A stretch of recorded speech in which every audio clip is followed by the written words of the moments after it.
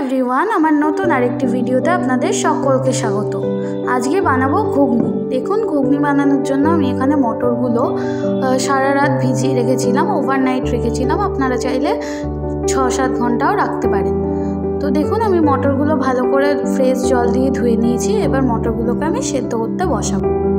দেখুন, আমি এখানে মটরগুলো প্রায় 15 মিনিট ধরে সিদ্ধ করে নিয়েছি। কি সুন্দর সিদ্ধ হয়েছে, মটরগুলো বেশ ভালোই গলে গেছে। তো চলুন এবার রান্নাটা শুরু করি।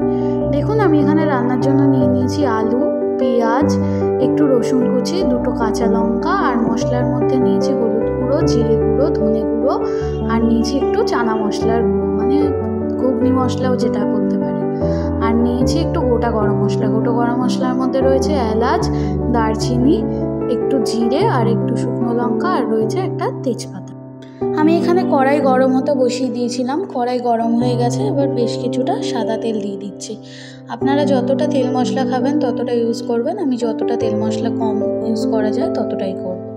তো দেখুন, আমার এখানে তেলটাও প্রায় গরম হয়ে গেছে। এবার যে আলু টুকরো করে রেখেছিলাম ওই আলুগুলো দিয়ে দিলাম। প্রথমে আলুগুলো একটু নুন আর একটু হলুদ দিয়ে লাল লাল করে ভেজে নিচ্ছি। তো দেখুন, আমার এখানে প্রায় হালকা হালকা লাল হয়ে এসছে আলুগুলো। এভাবে হালকা আর একটু লাল হলে আমি আলুগুলো তুলে নেব। দেখুন, আলুগুলো আমার লাল লাল করে ভাজা হয়ে গেছে। এবার আলুগুলোকে তুলে নিচ্ছি। এবার ওই সেম তেলে, যে তেলে আমি আলু ভেজেছিলাম ওই তেলের মধ্যেই গোটা গরম মশলাটা ফোড়ন দিয়ে দিচ্ছি। গোটা গরম মশলার মধ্যে রয়েছে জিরে, একটু এলাচ, একটু দারচিনি, আর রয়েছে একটা শুকনো লঙ্কা আর একটু তেজপাতা।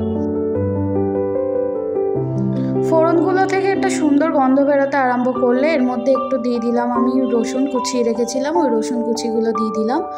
রসুন কুচি একটু তেলে ভেজে নিলে খুব সুন্দর গন্ধ হয়। তো দেখুন, রসুনটাও আমার হালকা ব্রাউন হয়ে গেছে। এবার এর মধ্যে আমি যে পেঁয়াজ কুচিয়ে রেখেছিলাম সেই পেঁয়াজগুলো দিয়ে দিচ্ছি। পেঁয়াজগুলো দিয়ে ভালো করে নাড়াচাড়া করে নেবো। এর মধ্যে 2টো কাঁচা লঙ্কাও দিয়ে দিলাম, কারণ আমি শুকনো লঙ্কার ঝাল খাই না, ওই জন্য কাঁচা লঙ্কা দিলাম।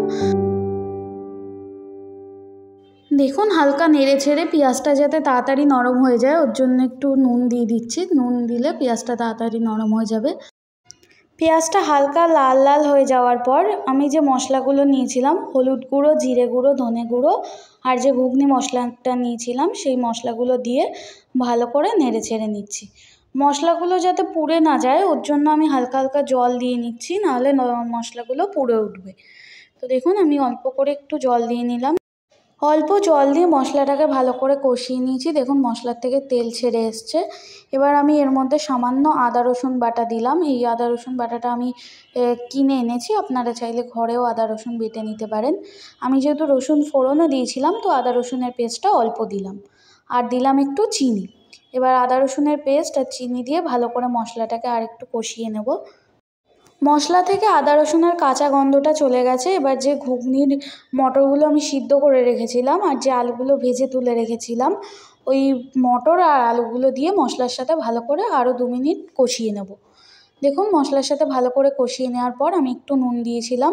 এবার নুনটা আপনারা খেয়াল করে দেবেন, কারণ আমি আলু ভাজার সময়ও নুন দিয়েছি, পেঁয়াজ ভাজার সময়ও একটু নুন দিয়েছিলাম, কিন্তু মটর সেদ্ধর সময় আমি নুন দিইনি, তাই আমি এখন একটু নুন দিয়ে দিলাম। তো নুনের স্বাদটা অবশ্যই আপনারা একটু মাথায় রেখে দেবেন। মশলার সাথে আমার ঘুগনির মটরগুলো আর আলুগুলো ভালো করে কষানো হয়ে গেছে।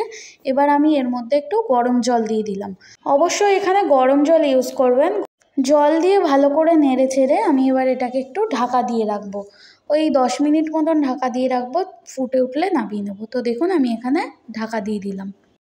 আমি প্রায় 10 মিনিট পরে ঢাকনাটা খুলছি। তো দেখুন, ঝোলটা ফুটছে। এবার আমি ঝোলটা ঠিকঠাকই দিয়েছিলাম, আপনারা যে যেমন ঝোল খাবেন ততটা ঝোল দেবেন। তো দেখুন, আমার ঘুগনির সাথে একটুখানি ঝোল না রাখলে হবে না। তো চলুন, রান্নাটা কেমন লাগলো অবশ্যই কমেন্ট করে জানাবেন। ভালো লাগলে আপনারাও বাড়িতে ট্রাই করবেন, আর অবশ্যই একটা শেয়ার ও লাইক করে পাশে থাকবেন। তো দেখা হচ্ছে নতুন কোনো ভিডিওর সাথে। এই সিম্পল ঘুগনির রেসিপিটা কেমন লাগলো অবশ্যই আমাকে একটা কমেন্ট করবেন। তো চলুন, সবাই ভালো থাকবেন, সুস্থ থাকবেন, সাবধানে থাকবেন। টাটা।